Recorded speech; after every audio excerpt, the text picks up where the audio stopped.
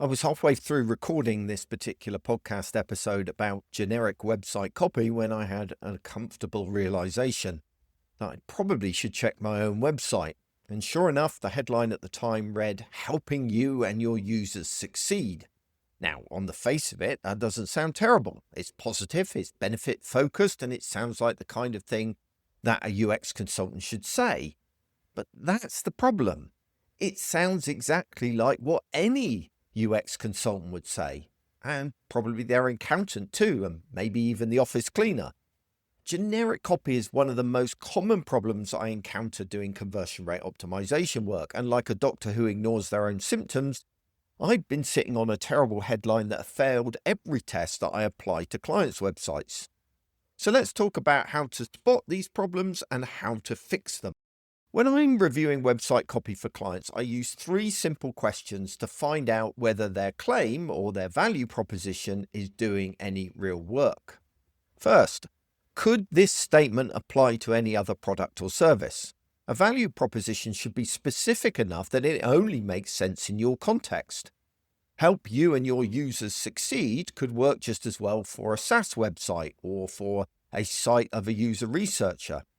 If it can work on different kinds of websites, it's not a value proposition at all, it's just a sentence.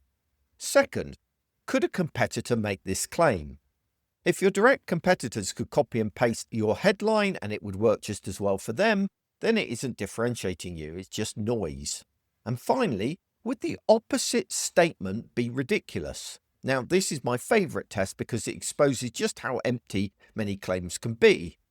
If no company would ever say, "We're helping your users fail," or "We provide terrible customer service," then your positive version isn't really saying anything at all. You're essentially just saying, "We're not actively terrible," which isn't much of a selling point.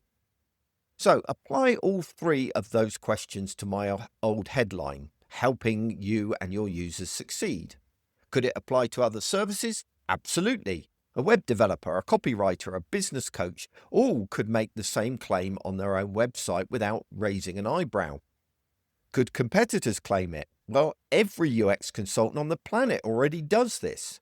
And finally, would the opposite be valuable? No company would ever say, "Helping you and your users fail," which means that the positive version communicates precisely nothing. It fails all 3 tests, which was enough to make me start over. The fix sounds simple, just be more specific. But that's where most people get stuck, because being specific requires you to actually commit to a position. Vague copy is often a symptom of vague thinking about what it is that you offer and why it matters, and confronting that can be a bit uncomfortable. In my case, getting specific meant being honest about what I actually do and what I don't do and why I'm different. Now, I work across 3 disciplines that most consultants treat as entirely separate.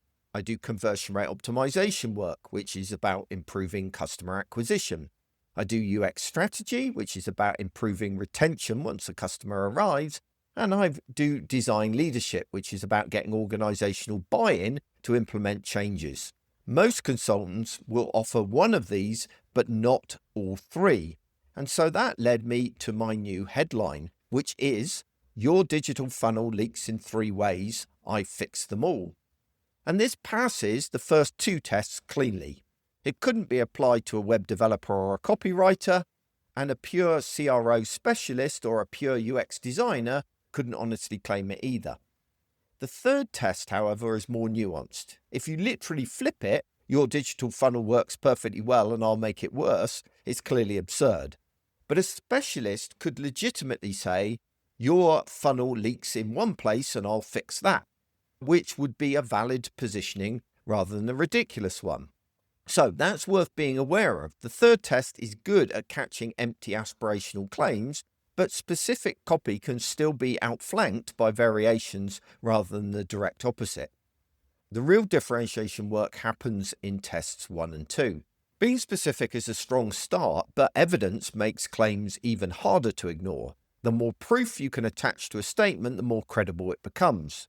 "We provide great customer service" is kind of vague, but our clients rate us 4.9 out of 5 for responsiveness is specific and verifiable. We're experienced professionals is empty, but we've delivered over 200 UX audits for organizations ranging from NHS trusts to e-commerce startups, gives the reader something real to hold on to. Now, I won't pretend I always have perfect stats to hand, and you probably don't either. In those cases, I try to ground my claims in specific outcomes or named examples rather than numbers.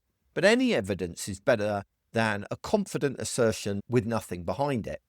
So I'd encourage you to pull up your website right now and read the headline and opening paragraph. Then apply those 3 questions.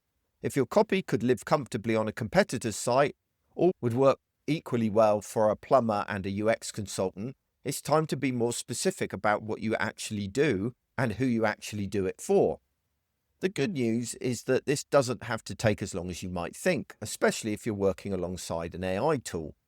Give it the 3 questions from this podcast, tell it what you actually do and who you do it for, and ask it to generate a dozen variations. It will produce far more options than you could come up with alone and far faster. Your job is to then apply the tests and pick the ones that passed. The thinking is yours. The writing of dozens of variations doesn't have to be.